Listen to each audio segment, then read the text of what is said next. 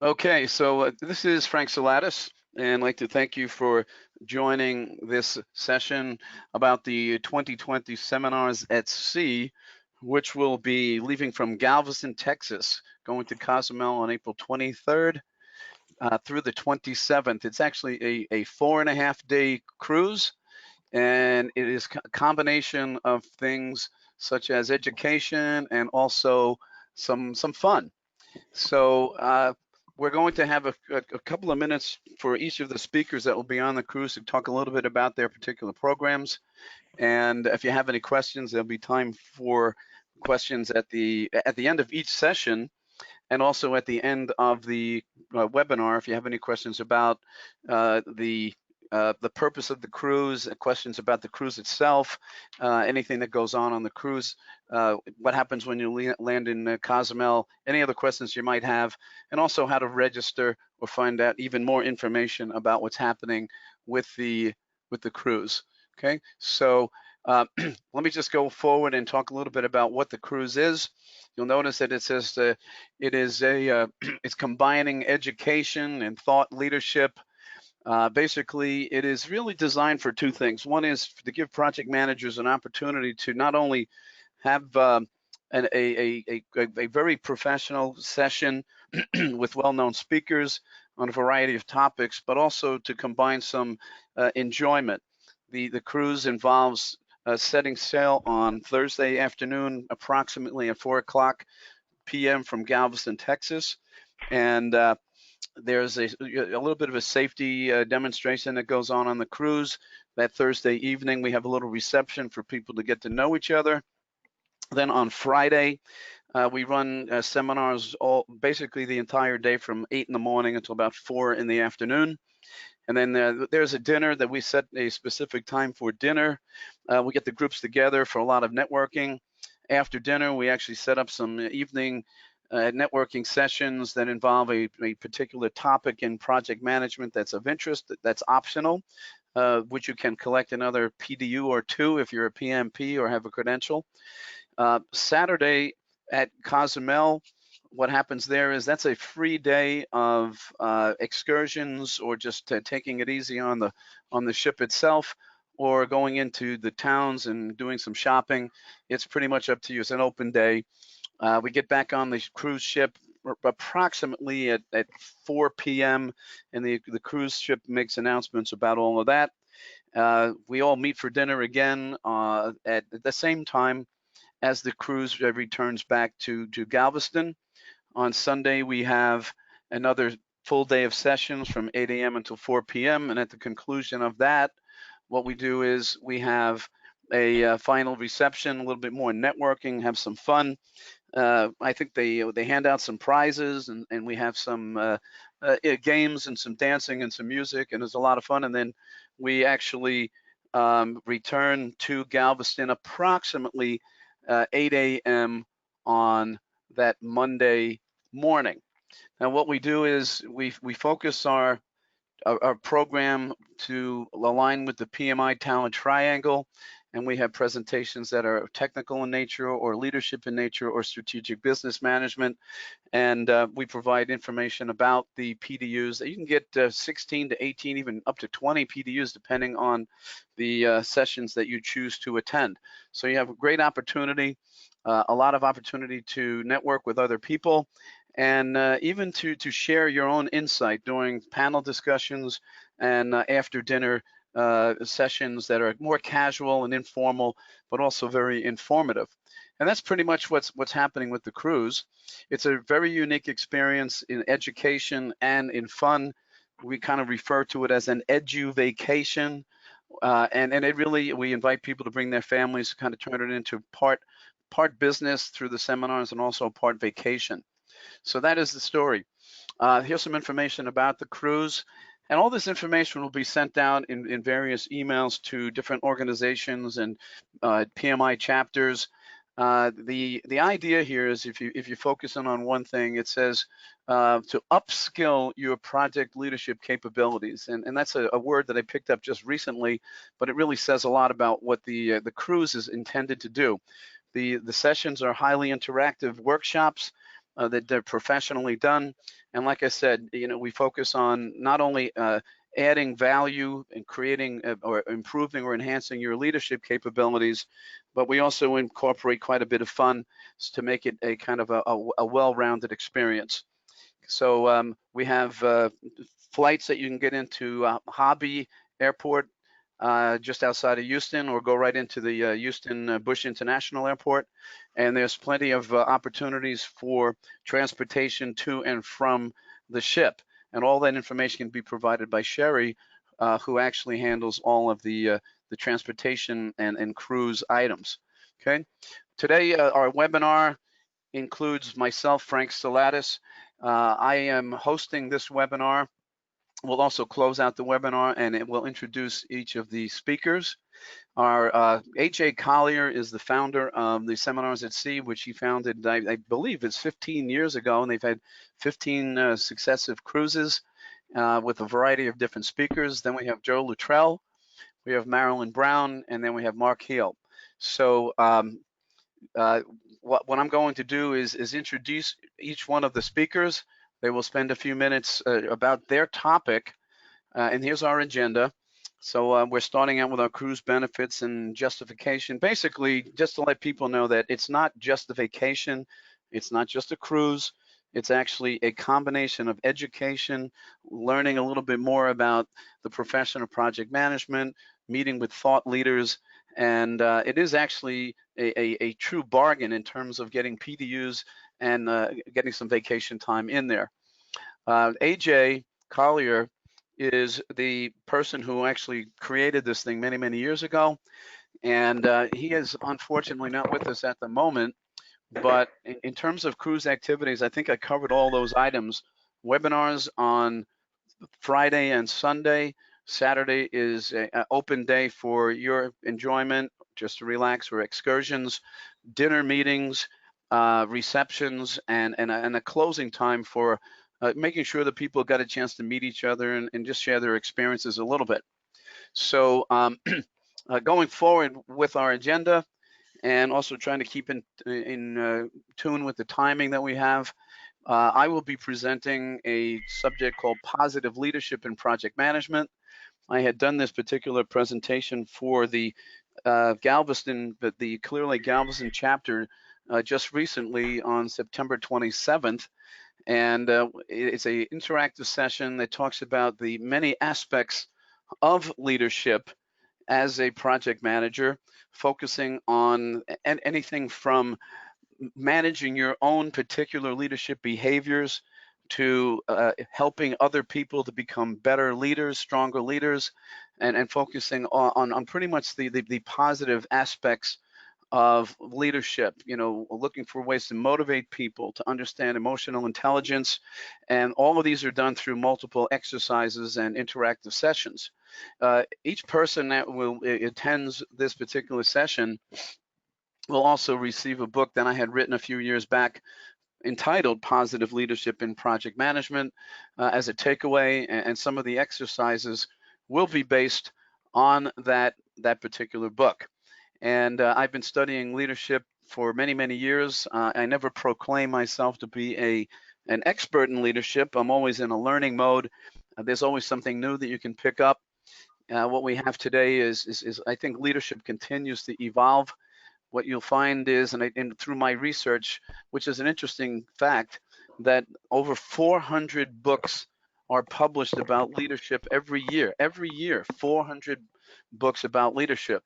And that kind of tells us that as much as we think we know about leadership, there's much more that we can learn, and there are different perspectives. So there's no one formula for positive leadership.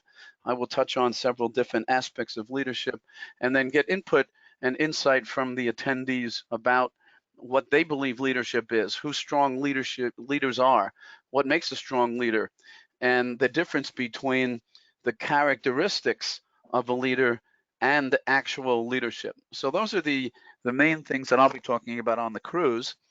And I see that we have just a few attendees on the call here today. And what I'm going to do is just open it up. If you have any questions up to this particular point, if you do not have any questions, I am going to introduce Joe Luttrell, who is going to talk about his topic, which is Mind the Gap. So if there aren't any questions, you can chat them in, or you can raise your hand and I'll open up the dialogue. And if there are no questions, then I will turn it right over to Joe. So I'll just wait just a few seconds to see if we have any questions.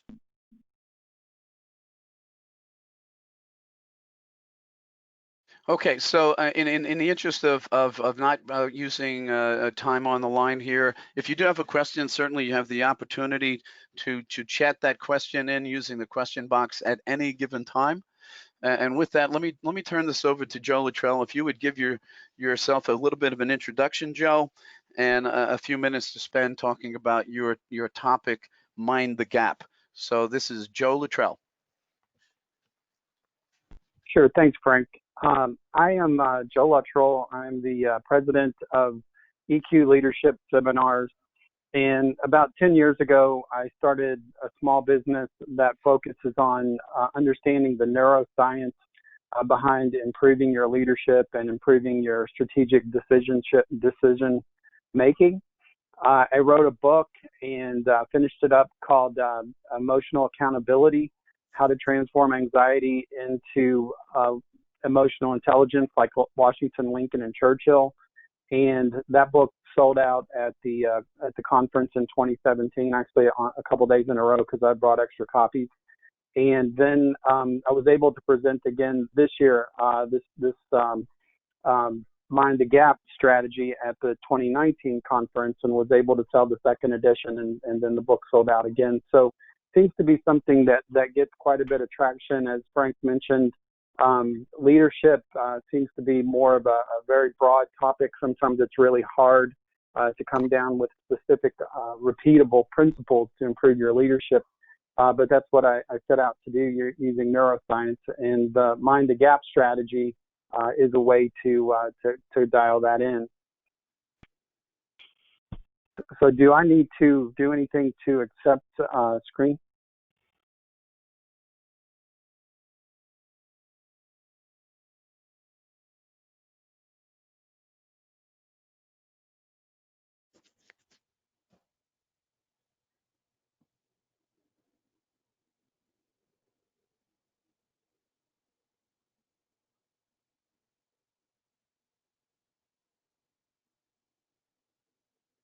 I don't see anything there for you, Joe, to accept. I don't know if you're seeing something different than I'm seeing. Oh, there you go. Okay. Maybe. Okay, you should see something that says you're the presenter, Joe. Okay. Can you guys see Alexander Hamilton? Well, actually, it shows Gary Hofmeister as the presenter. And I think Gary's a participant. I don't think Gary's ready to share anything today. Okay, he's not, but Joe, you're the presenter right now. You should be. Your screen is showing. On my panel there, Frank, it's showing that Gary's the presenter. Yeah, I understand that. Okay, Joe, okay. you are the presenter, so you need to show your presentation on your screen. Okay. I have it, but I don't think that it's projecting to the other folks. Okay, let me see if I can see. You're calling in from two different places, so let me try one other thing here.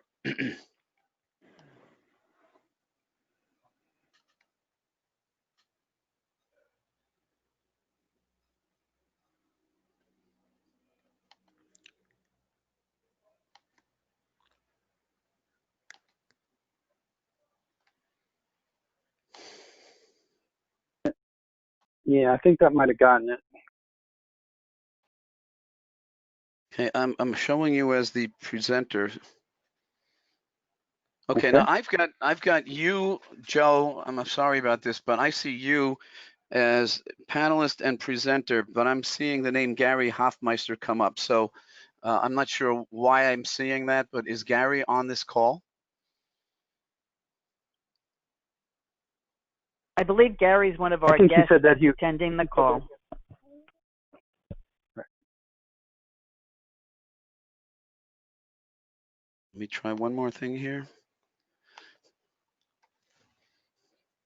Okay, Joe, did you see a note that says that you are a presenter?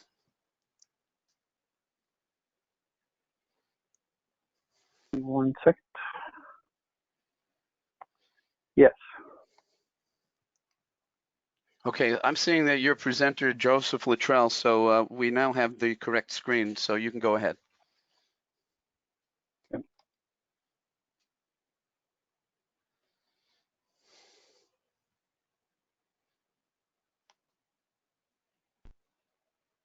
Okay, thanks, Frank. So after reading my workshop title that's in the flyer, How to Transform Anxiety into Fuel for Strategic Decision-Making Genius like Alexander Hamilton, you might be asking exactly who is Alexander Hamilton, what is an ACE, and how can they help me unleash my strategic decision-making genius? By now you have heard of the smash hit musical called Hamilton, yet the musical is about the same, and the presentation is about the same Hamilton as the musical. Alexander Hamilton, more than anyone else, designed the key constructs of the United States Republic. Just a few of these include the U.S. Constitution and our entire financial system. Alexander Hamilton accomplished all of this from the most destitute of childhood conditions. His father abandoned him on the mosquito-infested sugar plantation Caribbean island of St. Croix when he was 10, and his mother died of fever a few years later when he was 13, leaving him and his brother penniless. Yet he accomplished all of these astonishing things that we depend on even today. It turns out that Alexander Hamilton's tumultuous upbringing and achievements provide the perfect case study for learning how to unleash your own strategic decision-making genius. Recent advances in neuroscience have unlocked the keys to helping us how to understand how to make dramatic improvements in our strategic decision-making process by highlighting the communications between two brain areas.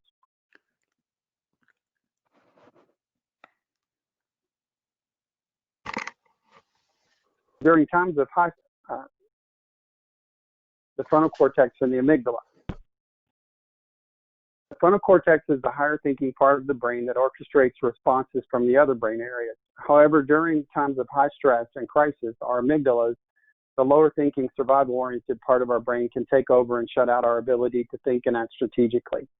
Preventing these unwanted takeovers is where understanding ACEs, our adverse childhood experiences, come into play. ACEs are, as they may more accurately be called, adverse cognitive experiences in this context, refer to experiences that embedded warning signals in our amygdalas during our cognitively formative years as adolescents. These warning signals are embedded at a time when our frontal cortex is not developed enough to be able to hear these signals. The ACE warning signals cause communications gaps between our amygdala and our frontal cortexes, the higher thinking part of our brain, that allow our amygdalas, the lower thinking lizard brain, to silently take over during times of adversity and crisis, just when we need to be at our leadership peak.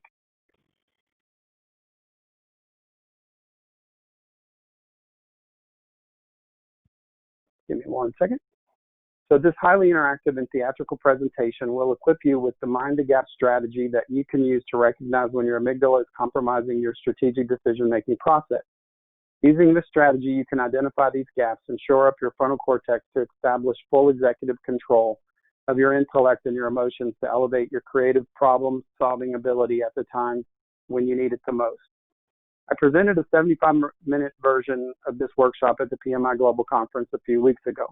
In addition to the bookstore selling out of my book again this year, as I mentioned earlier, the presentation feedback has been overwhelmingly positive. So here's an example. One person mentioned that this is the best workshop I attended. The content was well laid out and presented. There was a lot of learning in a short time. I was talking to a guy on the airplane that was also in this workshop, and he agreed that it was by far the best presentation he was in. There's always one workshop that really stands out, and this is definitely the one for 2019. So keeping in mind that between 4,000 and 6,000 people attend the PMI Global Conference, and there are upwards to 100 presentations, this feedback was quite encouraging for me. These concepts, when presented, are not difficult to understand. However, learning them as habits takes time and practice. The 2.5-hour workshop setting on the cruise allows us to do just that. So you don't want to miss this highly interactive and theatrical opportunity to dramatically elevate your leadership game.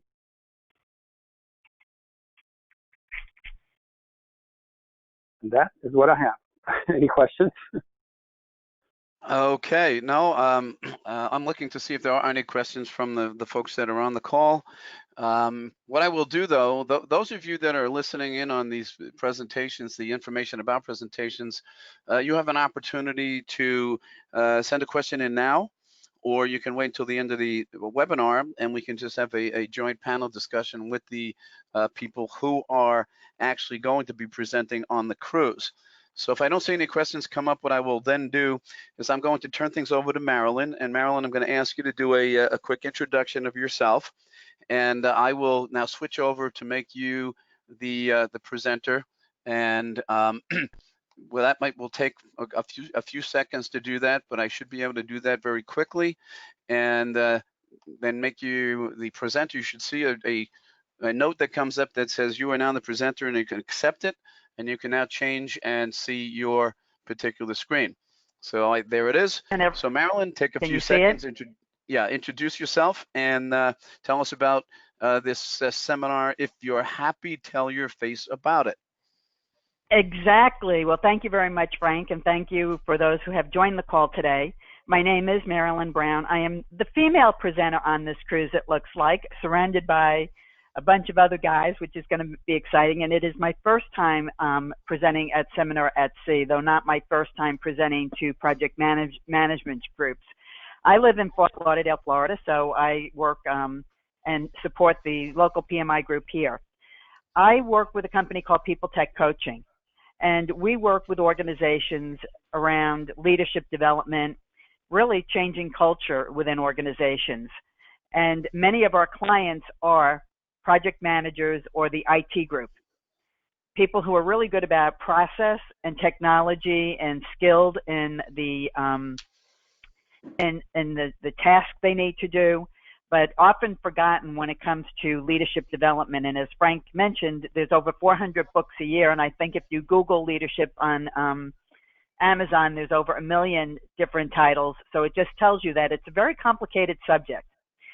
Prior to People Tech Coaching, which I've been working with very specific companies on their leadership development for the last 8 years. And prior to that, I worked with American Express for 25.5 years and a variety of positions, but my last one being one of my favorite, working as the interface between marketing and technology. So I led a group of project managers who were responsible for requirements, responsible for keeping projects on task, and making sure that our representatives were ready to service whatever came their way.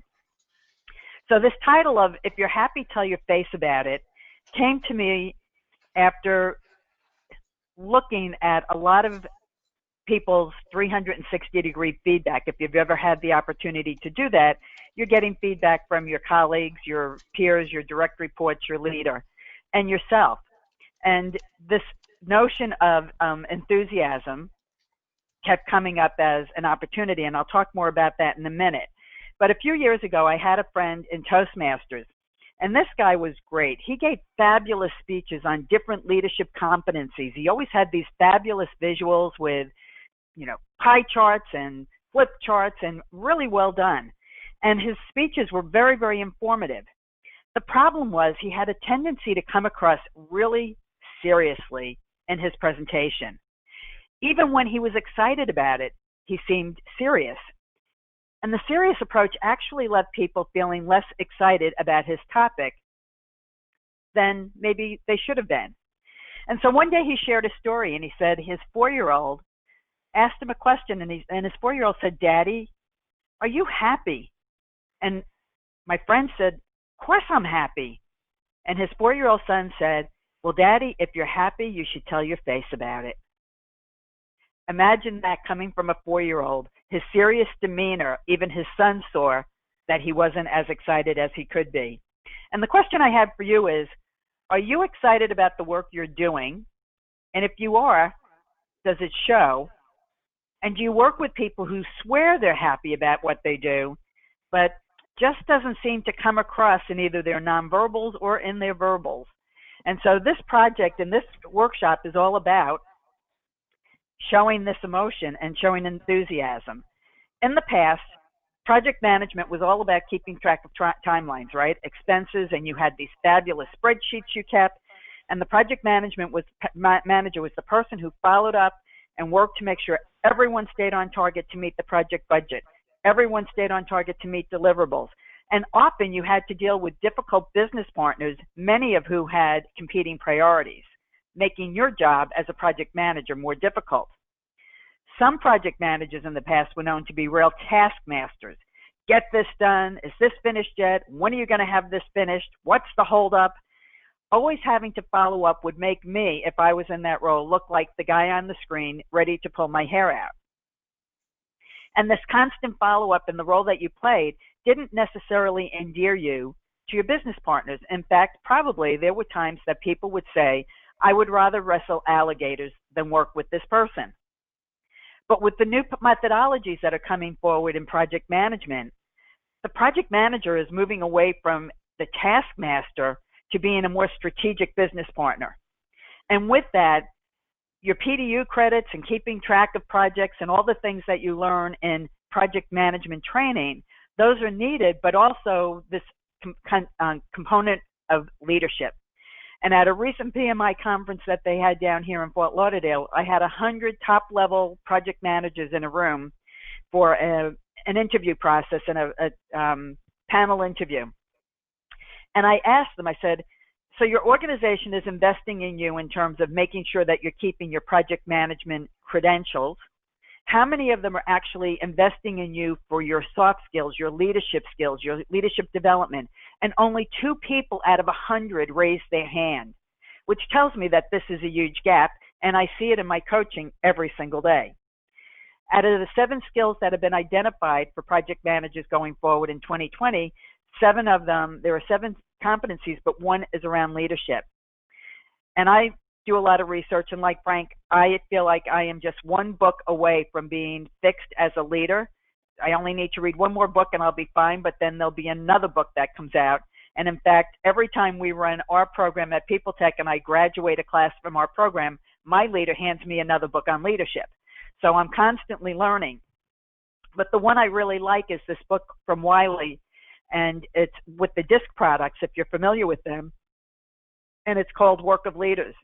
And in that book, they explain that leaders need to have 3 things going for them. 1 is a clear vision of where we're going.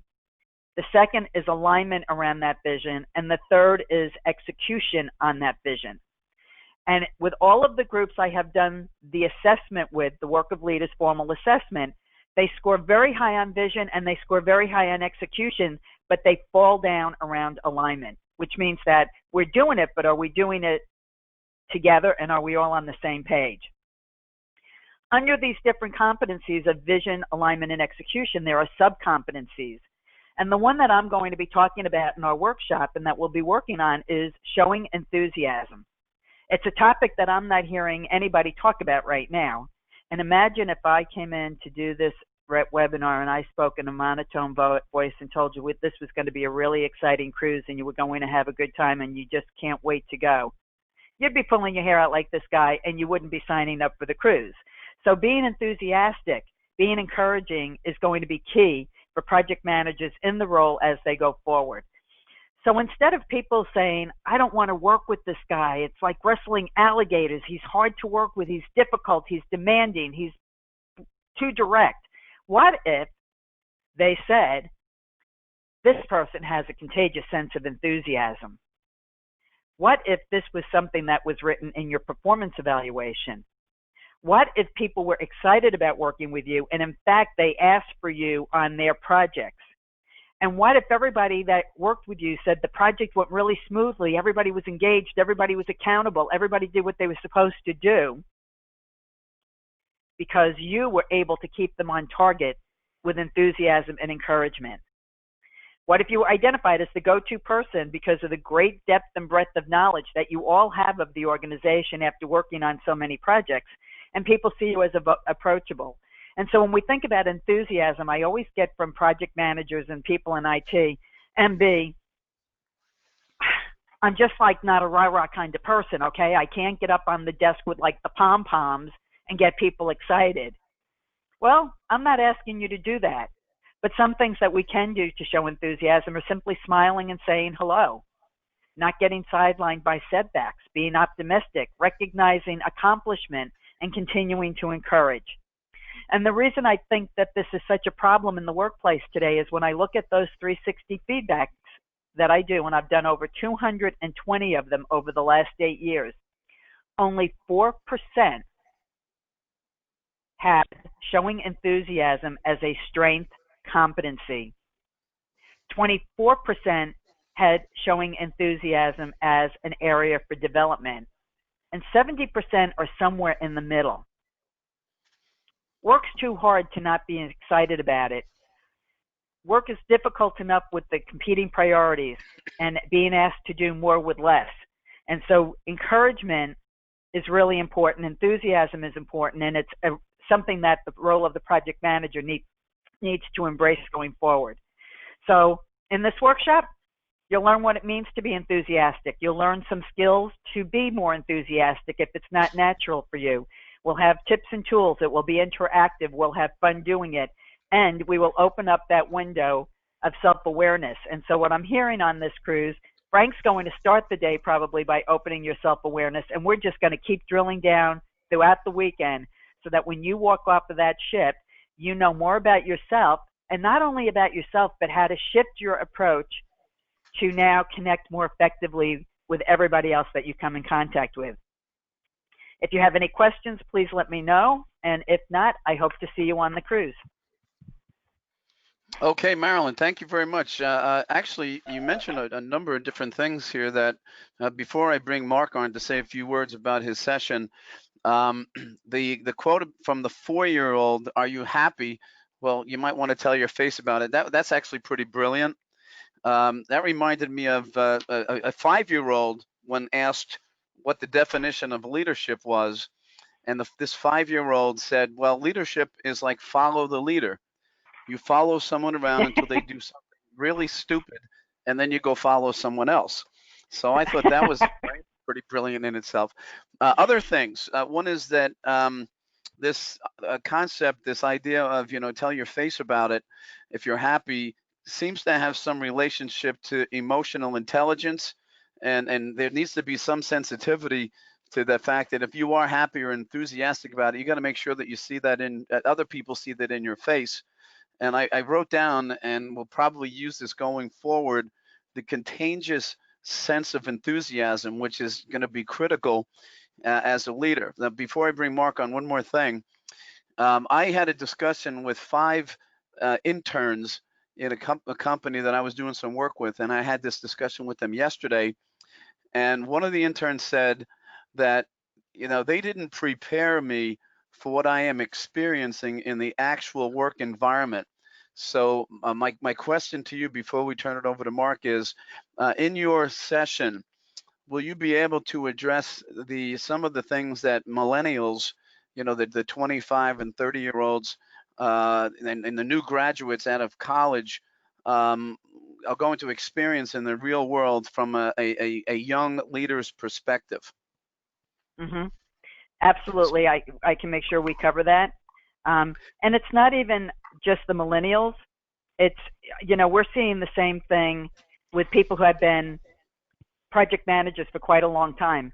As the role is changing, what they used to do and what they need to do today have changed. And they're not always prepared for it because, once again, the EQ, the emotional intelligence, the dealing with people is going to become more important as the project manager role evolves than it was in the past. And they all have to be equipped for it. But yeah, I love working with millennials, and we can, talk about what some of the challenges are and how to deal with those challenges. Absolutely. Okay, that's what we want to do is really kind of focus in on that, and get people to really understand a little bit more about what they do learn in college is important, but what's going to happen in a lot of corporations, we'd like to find a way to maybe better prepare them, and I think that you have a great opportunity to do that during the cruise. So So with Frank, that, yeah. just one comment to that though, because what you talked about, and you know, you said that you were going to be talking about good, bad leaders, right? You know, what makes an effective leader versus not effective leader, and that's an exercise we do in all of our leadership journeys, and it's very interesting because you know they call out all of the adjectives, and when I get done, I say, so what you don't see up there is a Ivy League degree and a high IQ. The good leaders all were the soft skills that they demonstrated, their care for people, their empathy. And so, you know, we tie that all in there also. Excellent. And so I think that we need to keep building up on that and future webinars that we're going to use to get people to know more about the seminars at sea, that these are the kinds of topics that we want to, you know, get out in front and let people know about. A lot of things that Joe talked about. He said transforming anxiety. I mean, a lot of people have that anxiety. And we have to turn that energy into something that's going to be useful and create value for the organization. So it looks like what we're doing is we're building up to a number of very critical topics to discuss and some real key takeaways for each of our attendees. So with that, let me bring up Mark Hale. And Mark's topic is cross-cultural project communication, which to tell you the truth, I think we experience that almost every day in the new environment of virtual teams, half virtual, half on-site, teams that are dispersed, a number of different things, plus a lot of different cultural issues that are surrounding that, such as language and customs.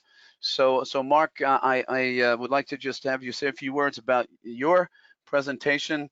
I've got your description on the screen and a little background about yourself, but if you would introduce yourself and talk a little bit about your session, I'm sure we're going to find some interest in that. So Mark, it's all yours.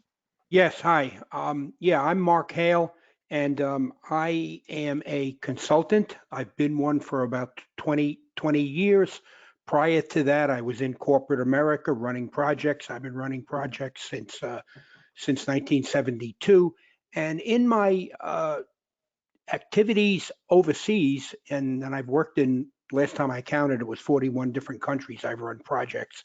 I always found that Americans do a poor job of handling the cross-cultural issues. And when I started doing consulting, I found that my clients needed help, and I started doing coaching. And then they were asking me to do some training, and I moved more and more into my consulting, where I was doing a lot of cross-cultural training, especially in the countries that I spent a lot of time on the ground. And I found that in all the work I've done overseas, there were many project disasters, and a lot of them were, the underlying reason was not handling the culture well. And I found that it's really critical to project success, and the project manager who understands and engages culture when they're dealing with cross-cultural or overseas teams, they tend to be much more successful. And I have learned through a lot of my mistakes of being successful. In fact, I kind of grew up, I lived two different cultures. Growing up, my grandparents were from Southern Italy, so I grew up in a very much Southern Italian culture on my mother's side, where I was exposed to. And now living, my wife is an immigrant. She didn't come to the United States after living in 6 other countries until she was an adult. So I always am very sensitized to it, and I always grew up hearing criticisms. Don't be an American. My wife criticizes me sometimes with some of the things that she doesn't understand about American culture. So that really helped me in my career. And I found that once I engaged the culture in a particular region, I was much, much more successful. And I find that cultural mistakes lead to schedule slippage, increased costs, lost profit, stress, need for unnecessary travel, and underlying a lot of project difficulties and problems. And during the session, you know, I can, because it's longer, I believe it's 2.5 hours, I can spend a lot of time getting into examples and a lot of things that I outlined in my book. I'm using Confessions of an International Consultant. About 1/3 of the book deals with cross-cultural issues. And some of the things we're going to look at is some cultural faux pas, real life examples that most of them that I've experienced. One is how a client had a division that failed because of cross-cultural issues. There was a UK organization with a division in Asia, and it went under. A lot of people lost money, people lost jobs, and about 80% of the reason for that was cultural issues. I'll give another example about avoidable military casualties where people were killed due to cross-cultural faux pas. One situation, a real funny one, when an American organization gave out green hats in China. And if you're not going to be at my session, you should research just what a green hat means in China, something you don't do. Another project manager actually lost his job, had to leave a company because he didn't understand what head shaking in India means when he went there, put his whole company at risk and the project at risk because he didn't spend a little bit of time understanding Indian culture and didn't realize by just looking around what it really meant. Head shaking in India does not mean no. We'll talk about another situation where an organization got eliminated from bidding on a big project, lost out on a lot of money, and because they didn't understand the American culture, and it had to do with a power outage there. You know, we're going to speak about a lot of different cultures. I have enough time. Some of the main ones is spend a lot of time with Chinese culture, and I'm going to compare that to American culture because it's so different, and I've seen a lot of problems there. I'll deal a little bit with Latin American culture. My wife is Latin American, and I live that culture a lot. So we'll talk about that and some of the differences with that and what project managers need to do when they're dealing with that culture. We'll talk about Indian culture. That is always an interesting one and one that has a high demand with project managers because they a lot of IT projects has to do with either Indian companies or joint ventures, and that can cause issues. And we'll talk about some other East Asian countries and a little bit of the differences in the northern and southern European cultures, and we'll compare it to our culture. Okay. Some of the discussion topics that we're going to talk about, just to give you a bit of an overview. One thing, there's always a challenge getting some Asian cultures to speak up at meetings. You'll find that they're very, very quiet. There's a cultural reason for that, and it takes some skill in getting them to contribute during meetings. It has to do with losing face or something. The Mandarin word is mansi for that.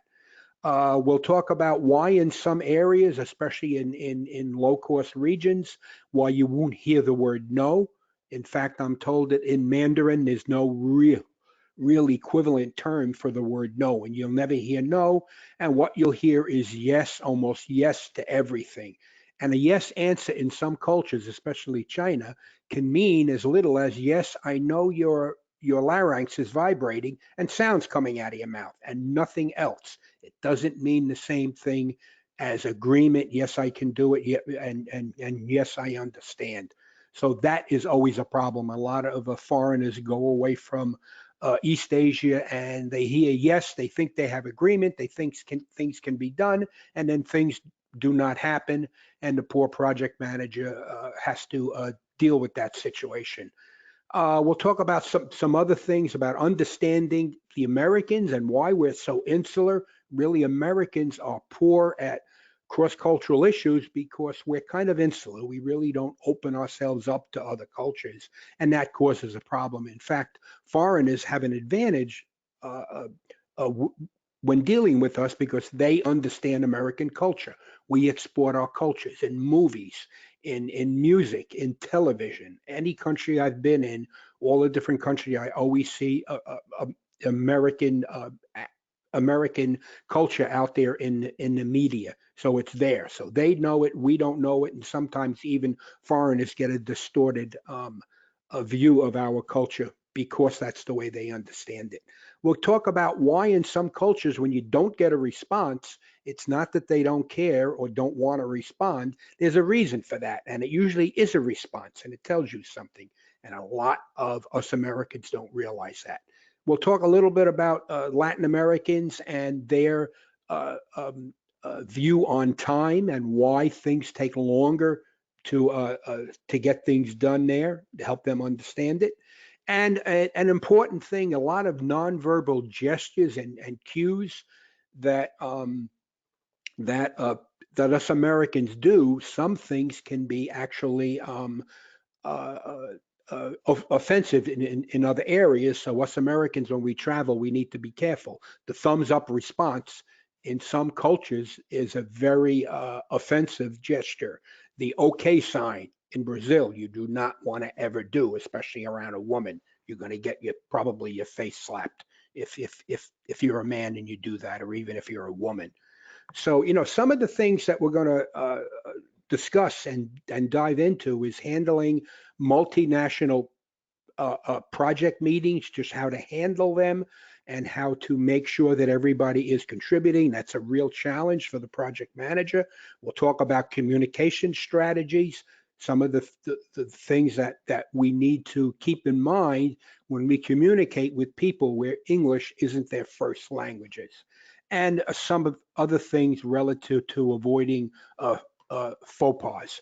So that's basically it. I hope to see you on the ship, and I have a term that I like to use that we're gonna work into, that I actually coined, and it is the term is, it is not right or wrong, good or bad. It's just different, and hopefully you will come out of the session with an understanding of that and why that's so important to keep that in mind when you're dealing with other cultures. So I hope to see you on the ship, and I'll open it up for questions now if there are any.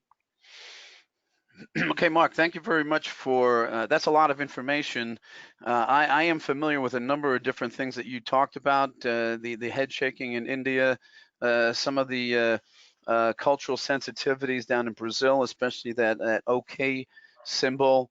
A number of items there. My concern, and I hope you're going to talk about this during the your session, is, and I've had many discussions with people about cultural sensitivity, and we always seem to lean towards, in almost every session, we seem to lean towards how the Americans have to learn about everybody else's culture.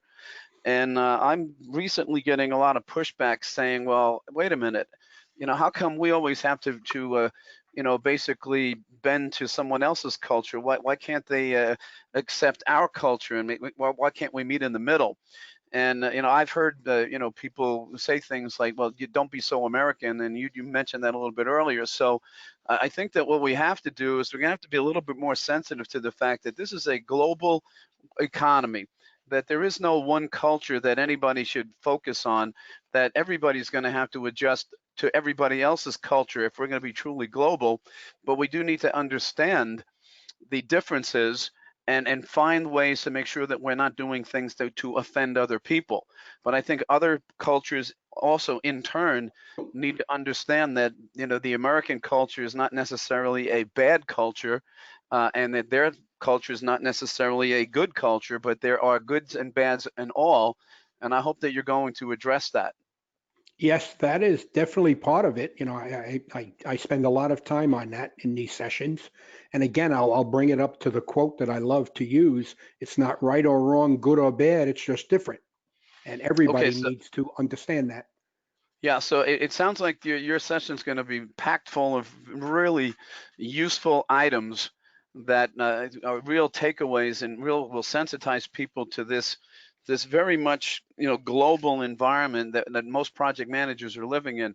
I was just thinking while you were speaking that I've been to, and I haven't really double checked on this, but I have been to at least 22 different countries, some in Southeast Asia, many in Europe, and so on, and in the Middle East. And there are definitely cultural sensitivities that you have to be aware of. So you certainly heightened my interest in that. I did not know about the green hats in China, so I'm going to have to look that one up. Yeah, Okay. research that. So that's an interesting thing. So with all of that, um, I'm just going to say if our attendees have any questions, now would be the time to bring up your questions. I'm just putting up the advertisement here about the session, Seminars at Sea.